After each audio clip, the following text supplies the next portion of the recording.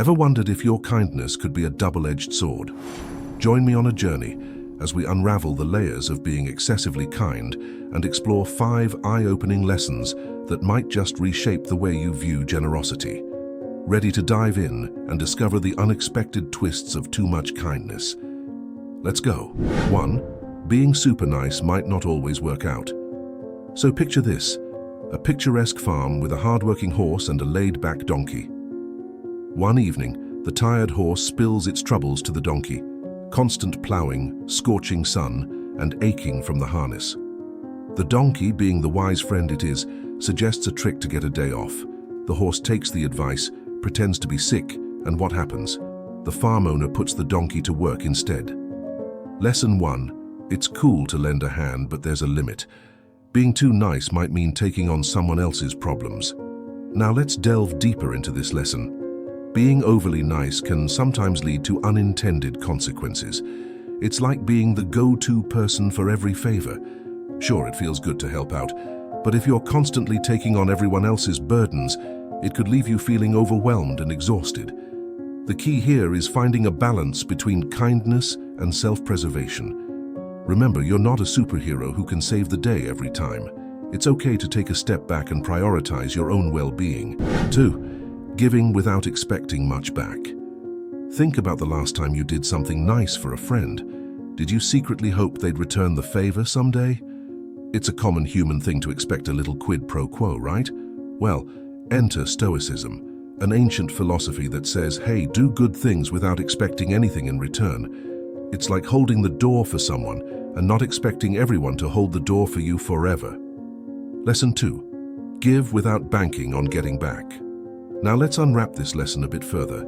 Imagine a world where you do good deeds without attaching strings. It's a liberating feeling. Stoicism encourages us to be generous without constantly looking over our shoulders, waiting for others to reciprocate.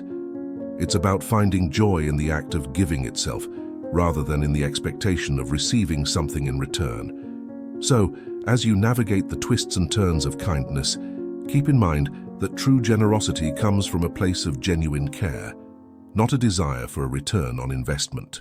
3. Don't exhaust yourself helping others. Let's talk about the balance between being helpful and taking care of yourself. Picture this scenario. You're the go-to person for everything, from lending a hand with chores to offering a listening ear in times of need. Sounds familiar, right? Well, here's the catch. If you're always the helpful soul, people might start to see you as someone who's just there for the tough times, not the good ones. Now, imagine being the friend who helps everyone move but rarely gets an invite to the weekend barbecue. It happens more often than we'd like to admit. Lesson 3. It's fantastic to be there for others, but don't forget to save some time and energy for your own enjoyment. Life's about balance, after all. As we dig into this lesson, let's explore the concept of being a perpetual helper. While it's heartwarming to know that people turn to you in times of need, it's equally important to ensure that your own needs and desires are not sidelined. Taking care of yourself doesn't make you selfish, it makes you human. So, the next time you find yourself constantly putting others first, take a moment to ask, am I also taking care of myself in the process? 4. Saying no isn't a bad thing. The power of saying no, it's a simple word, but oh, it carries so much weight, especially in the realm of kindness. Imagine this. Someone asks for a favor, and your knee-jerk reaction is to say yes. Then someone else asks for money, and again you find yourself nodding along. Before you know it, you're spread thin, both emotionally and physically. Now, what if you sprinkled in a few well-timed no's? Let's unpack this lesson. Saying no isn't a rejection of others, it's a declaration of self-worth. Picture it as putting on your superhero cape and saving yourself from being overwhelmed. When you say no, you're setting boundaries, communicating your limits, and affirming that your time and energy are valuable. It's a lesson in self-advocacy, reminding both you and others that you're not a limitless well of resources. So, lesson 4, saying no is your superhero move. Now, let's journey deeper into the realm of boundaries. Saying no isn't about being rude or unkind.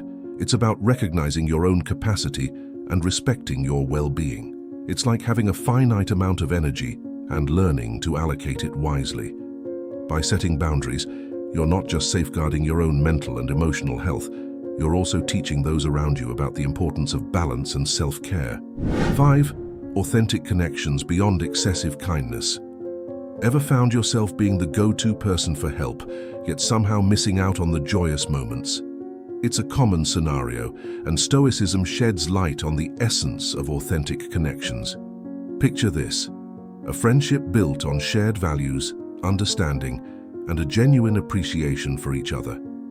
Stoicism prompts us to foster connections that weather both storms and sunshine, not those dependent on transactions. Lesson 5 underscores the importance of friendships grounded in authenticity, not excessive generosity. It nudges you away from relationships built solely on what we can do for others. Instead, it encourages weaving the fabric of connections with threads of mutual respect and an acknowledgement of intrinsic worth. True friendships shine in both good and tough times, so let's embrace the beauty of connections, thriving on shared experiences, heartfelt conversations, and unwavering acceptance. Lesson 5 is a reminder that being too nice should never overshadow the authenticity of our relationships. All right, we've embarked on a journey through 5 essential lessons about kindness, and I hope you're finding these insights valuable. Being kind is a beautiful quality, but as we've discovered, it's equally important to navigate the fine line between generosity and self-preservation. Remember, you're crafting a life that's meaningful and fulfilling, not just for others, but for yourself too. Now, as we wrap up our chat, take a moment to reflect on these lessons. How can you incorporate these nuggets of wisdom into your daily life? Are there areas where you can be kinder to yourself while still extending a helping hand to others?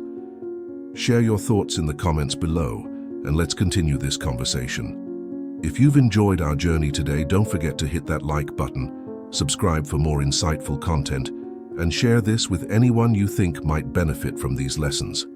Until next time, take care, be kind to yourself, and keep weaving your own tapestry of meaningful connections.